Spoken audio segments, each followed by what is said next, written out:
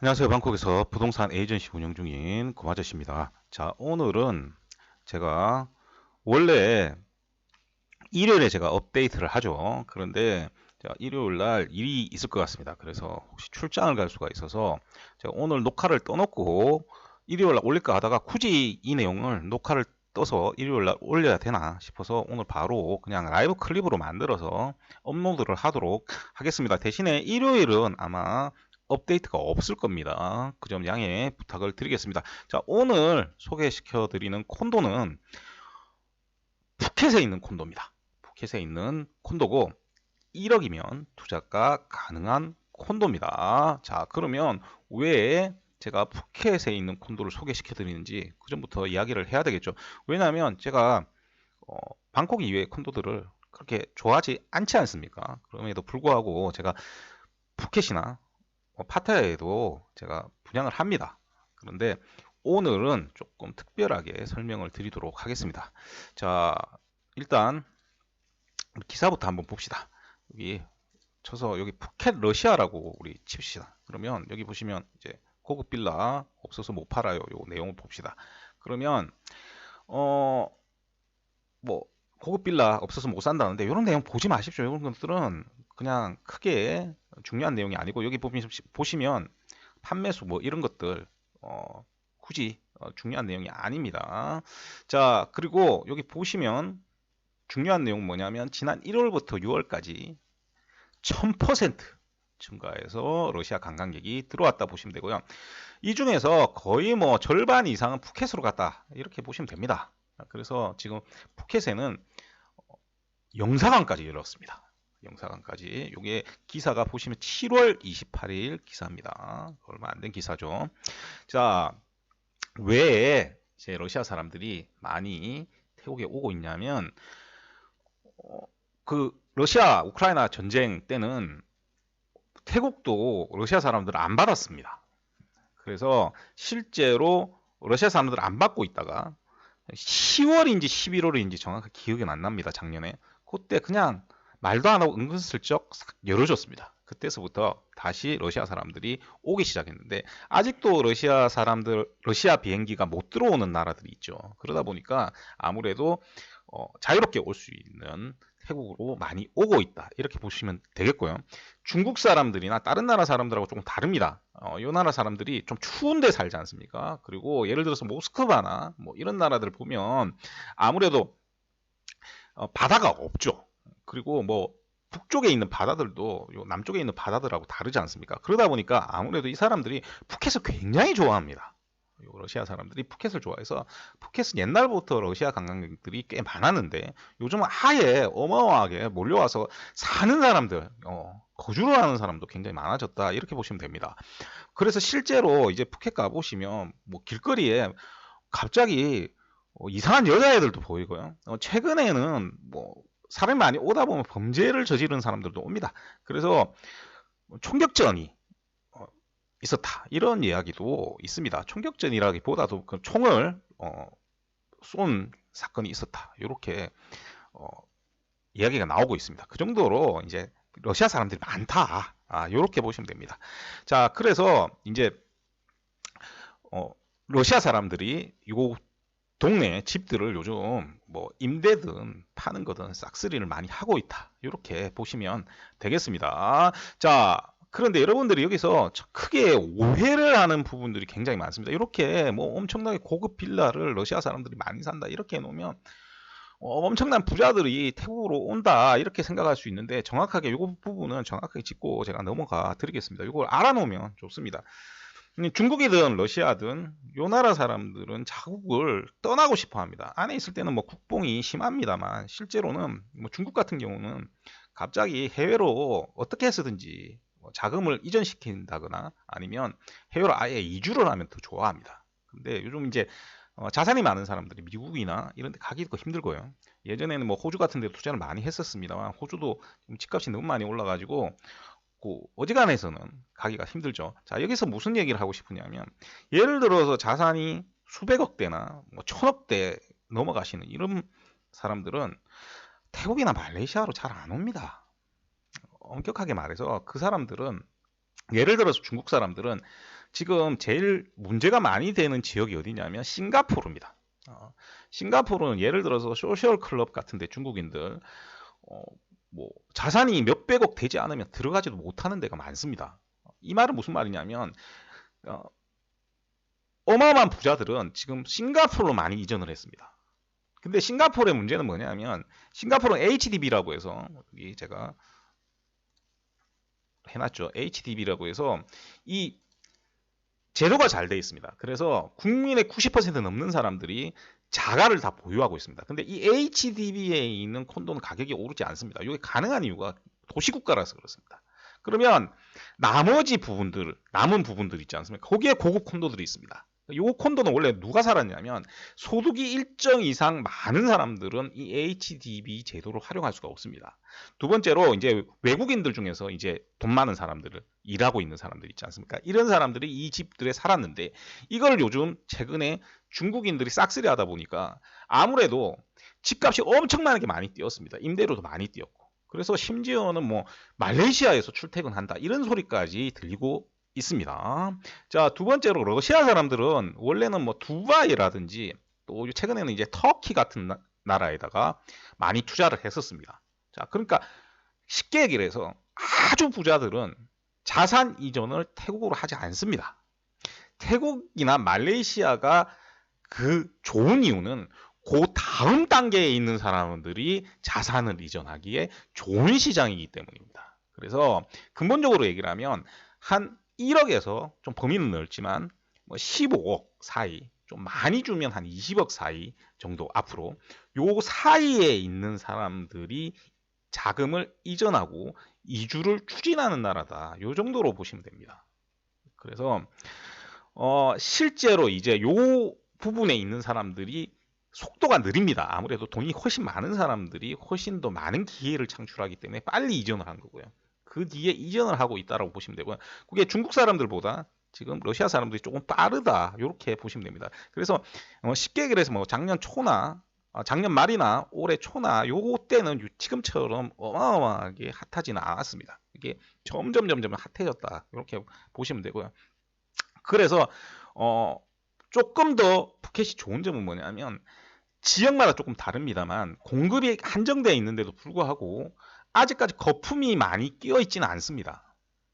제일 큰 문제가 거품인데 거품이 많이 끼어 있지 않아서 지금쯤 투자를 하면 그래도 손해볼 확률은 좀 낮다 이렇게 봅니다. 그래서 제가 추천을 드리는 거고요. 지금 가격이 굉장히 낮기 때문에 여러분들이 투자하기에 굉장히 좋은 콘도이기 때문에 여러분들에게 알려드리는 거다. 이렇게 보시면 되겠습니다. 자, 지금 보시면 이제 위치가 어디냐면 여기가 푸켓타운이고요. 여기가 여러분들 잘 아시는 빠통입니다. 요 푸켓타운에서 빠통 가는 길에 있습니다. 그래서 요 밑에 보시면 여기 센트럴 백화점에서 요 푸켓타운 빠통 가는 길에 있다고 보시면 되고요. 주변으로 골프장이 많죠. 요거는 조금 이따가 설명을 해드리겠습니다. 요거 이점은 뭐 학교도 있다 하더라고요. 여기 계시는 분이. 그래서 위치는 괜찮다라고 제가 저도 생각을 했고 그분도 저한테 알려주셨습니다. 제가 좀 모르는 부분까지 직접 살면 아시겠죠. 자, 그래서 요 콘도는 어떤 분들이 투자를 하면 좋은지 이런 부분도 제가 설명을 해 드리도록 하겠습니다. 자, 요 콘도는 지금 보시면 딱 보면 물으시는 분들은 왜 저층이냐 이렇게 얘기할 겁니다. 저층밖에 안 짓습니다. 왜 그러냐면 바닷가에는요 고층을 지을 수 있는 쪽은 촌불이 그 파타야 정도입니다. 나머지 지역은요 콘도를 지을 때 고층을 짓지 않습니다. 그 허가가 나지 않습니다. 왜냐하면 해변을 다 가려버리기 때문에 허가가 나지 않습니다. 그래서 대부분 다 저층 콘도라고 보시면 되고요. 그게 이상한 게 아니다. 이렇게 보시면 되고요. 이렇게 이제 리조트형으로 앞에 이렇게 중간에 이렇게 이런 것들이 들어갑니다. 이거는 뭐 방콕에서도 저층 콘도들 다 이런 식으로 되어 있죠. 그렇다 보시면 되겠고요. 자, 그러다 보니까 여기 지금 세 동밖에 안 되죠. 세 동밖에 안 됩니다. 제가 왜 일요일까지 기다리기 싫었냐면 세 동밖에 안 되는데 뭐 요 뒤에 변도 별로 상관은 없을 것 같긴 합니다만 아무래도 요 풀뷰가 나오는 게 조금 좋겠죠. 그러다 보면 몇 개 없습니다. 이게 또 몇 개 또 따지고 보면 금방 다 팔리고 또 없어지는 상황이 생기겠죠. 가격이 낮으니까. 그래서 제가 오늘 여러분들한테 이야기를 해 드리는 겁니다. 요거는 가격이 좀 보시면, 여기 보시면 이렇게 면적이 나와 있죠. 요거하고 요거는 1억이 안 됩니다. 투자금이 1억이 안 되고요. 요거는 딱 1억 정도 됩니다. 그리고 1억 정도, 1억 조금 넘습니다. 요거는 투베드룸입니다. 투베드룸인데 좀 면적이 작죠. 그래서 요거는 1억 한 4천 정도 보시면 됩니다. 평균적으로. 그래서 가격이 굉장히 저렴하죠. 근데 다 보시면 여기 언제 완성이 됩니까? 2025년 4월에 완성이 되죠. 4분기에, 그러니까 말에, 2025년 말에 완성이 됩니다. 그래서 지금 분양을 하는 콘도지 않습니까? 그래서 여러분들이 당장 들어가실 돈은 30%, 그러니까 1억짜리를 사시면 3천만 원 들어가고 나머지 7천만 원은 2025년에 다 완성되고 나서 내시면 됩니다.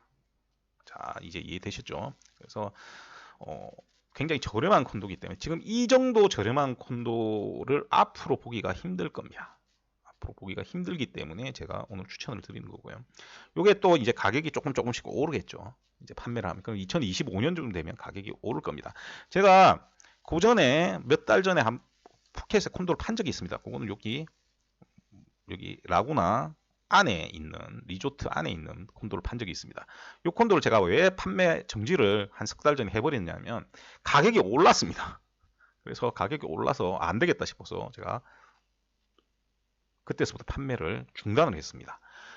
그리고 요 콘도하고 요쪽 콘도하고 가격 비교를 해보면 거의 한 5천만 원 정도 차이가 나게 여기가 저렴합니다. 그래서 차라리 그냥 사는 것 정도, 생활하는 거는 여기가 더 편할 수가 있습니다. 여기 좀 멋지긴 하지만. 그래서 제가 추천을 드리는 거고요. 요만한 가격대로 나오기가 앞으로 힘들기 때문에 추천을 드립니다.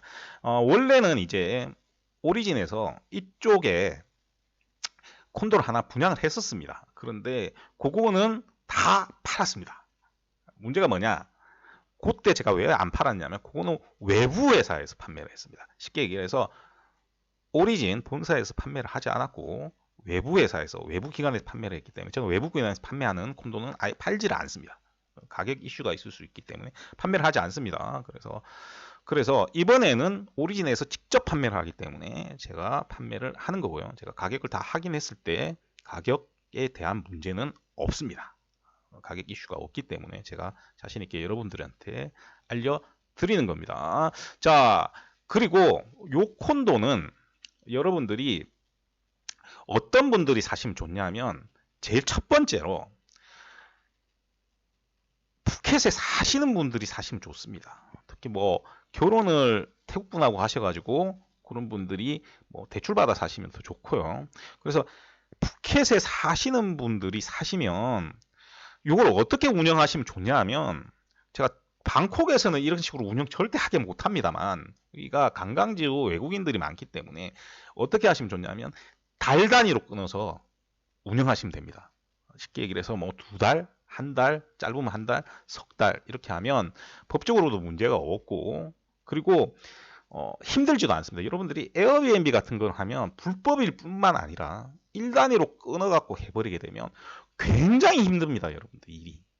그리고 월 단위로 끊어서 하는 것보다 더 나쁜 게 뭐냐 하면 집을 외부인이 왔다 갔다 많이 쓰지 않습니까? 그러면 빨리 망가집니다. 그래서 인테리어 할 때도 굉장히 조심해서 인테리어를 어떤 식으로 하는지도 정하는 것이 굉장히 중요하다. 이렇게 보시면 되고요. 그래서 월 단위로 끊어서 하되 조금 1년치 하는 것보다는 조금 더 가격을 비싸게 받으면 됩니다. 그런 식으로 하시면 됩니다. 특히나 러시아 사람들이 매너는 그 집 쓰고 하는 거는 중국인들 저리 가랍니다. 더 안 좋습니다. 그렇기 때문에 집이 빨리 망가질 수 있기 때문에 그런 부분도 감안해서 하셔야 됩니다. 자, 그리고 두 번째로 이제 제가 추천 드리는 분들은 어떤 분들이냐면 이렇게 이제 푸켓 같은데 여행을 좀 장기간으로, 그러니까 한 달씩 이렇게 자주 오시는 분 있죠. 그러면 만약에 예를 들어서 어떤 분이 한 달, 3인 가족인데 한 달 온다라고 생각을 하면 그러면 뭐 호텔비 20만 원 넘지 않습니까? 한번 하면 호텔비 20만 원 넘기 때문에 한 달이 뭐 600이죠. 자, 그렇게 따지면 5년이면 3천만 원입니다. 자, 그런데 여러분들 잘 생각을 해봅시다. 제가 왜 얘기를 하냐면 제가 오리진을 조금 싫어하는 게 보안 체계가 다른 회사보다 허술합니다. 다른 회사는 요즘 카드 쓰는 데 없거든요. 카드키 쓰는 데가 없습니다. 물론 뒤에 바뀔 수도 있겠지만 카드키 쓰는 데 없는데 얘네들 아직 카드키를 씁니다. 그러면 관광객이 넘칩니다. 그렇죠. 자, 그러면 어떤 식으로 사용하시면 되냐면 두 집, 되도록이면 친척끼리, 뭐 형제끼리 하시면 됩니다. 요 집들이 두 분이서 하나를 사서 돌려 쓰는 겁니다. 그러면 그렇게 돌려 쓰면 훨씬 더 효율이 좋아지겠죠. 이런 식으로 하시면 됩니다. 자, 그래서 요 두 가지 방법으로 쓰시는 걸 제가 추천해 드립니다. 뭐 돈이 많으시면 하나 사가지고 내가 그냥 하나 쓰시면 더 좋겠죠. 그렇게 하시면 되고요. 이건 지금 분양하는 물건이지 않습니까? 굳이 와서 살 필요가 없습니다. 굳이 거기 계신 분 아니면 와서 살 필요가 없고요. 이런 거는 그냥 방콕에 오시면 방콕에서 그냥 계약하셔도 되고요. 그 다음에 오리진 회사 가서 계약하시면 됩니다. 저하고 같이. 그 다음에 또 아니면 그냥 한국에서 계약하시면 됩니다. 그래서 뭐 서류 다 보내드리니까 제가 하라는 대로 하시면 됩니다. 그리고 만약에 여기 뭐 직접 사시고 계시는 분들 중에서 뭐 굳이 저 안 거치고 하겠다 하시는 분들은 뭐 내가 푸켓에 사는데 뭐 그러면 그냥 가서 사셔도 됩니다. 그냥 가셔서 제가 말씀하신 대로 운영할 수 있다라고 하면 가셔서 사시면 괜찮을 것 같습니다. 굳이 제가 방콕이 아니기 때문에 방콕에서는 제가 가격대 이 가격 문제들이 심하기 때문에 잘못하면 어마어마하게 손해를 보지만 이건 제가 가격을 다 확인을 했습니다. 그래서 문제가 없기 때문에 여러분들 중에서 직접 가서 사실 분은 직접 가서 사셔도 무관하다 이렇게 보시면 되겠고요. 그래도 고마저씨의 케어를 받고 싶다 이러신 분들은 저한테 얘기하시면 제가 잘 해 드릴 겁니다. 자, 그리고 중요한 내용이 요거는 30% 정도 돈이 들어갑니다. 한 달 정도 안에 30% 정도 들어가기 때문에 1억짜리 사시면 한 3천만 원 정도 돈이 들어간다. 이렇게 보시면 되겠습니다. 자, 오늘은 뭐 크게 설명할 게 없습니다. 자세한 내용에 궁금한 게 있으시면 저한테 연락을 주시면 됩니다. 제가 오늘 또 말을 또 더듬더듬 그렸는데 제가 왜 그러냐면 저는 생각보다 말이 느리게 나갑니다. 생각은 여기 갔는데 말이 느리게 가고 좀 언어 체계가 주어하고 이런 것들이 뒤로 가는 경우가 많습니다. 그래서 그 점 좀 이해를 해 주시기를 부탁을 드리겠습니다. 자, 오늘은 요 콘도 소개를 시켜 드렸고요. 제가 이번 주 일요일 날은 아무래도 업데이트를 못할 것 같습니다. 그래서 다음 주에 뵙도록 하겠습니다. 제가 시간이 나면 하나 좀 짧은 영상 하나 해가지고 또 중요한 거 올려드리도록 하겠습니다. 자, 오늘도 들어주셔서 대단히 감사드리고요. 요거 관심 있으신 분들은 지금 이제 제가 유닛을 다 찍어서 선별해서 선착순으로 보내드릴 겁니다. 그래서 이거 금방 다른 데서 사겠죠. 그래서 금방 나갈 거기 때문에 여러분들은 좀 서둘러 주시고요. 여러분들한테 제가 부탁드리고 싶은 게 뭐냐면 그 문자를 보내시고요. 그 내용을 듣고 상담을 받는 거를 있죠. 그 상담 통화를 하는 걸 두려워하지 마십시오. 쉽게 생각을 해서 여러분들하고 저하고 상담해가지고 저도 전화 오신 분이 뭐 마음에 안 들 수 있지 않습니까? 여러분들이 제 마음에 안 들면 연락 안 할 것입니다. 그렇지 않습니까? 그걸 뭘 그렇게 그걸 두려워하면 나중에 뭐 만나갖고는 어떻게 얘기를 합니까? 좀 이해가 안 됩니다. 그러니까 여러분들 그런 것들은 너무 신경 안 쓰시고 연락을 주시면 감사하겠습니다. 자, 오늘도 들어주셔서 대단히 감사하고요. 이상 저는 방콕에서 고마주셨습니다.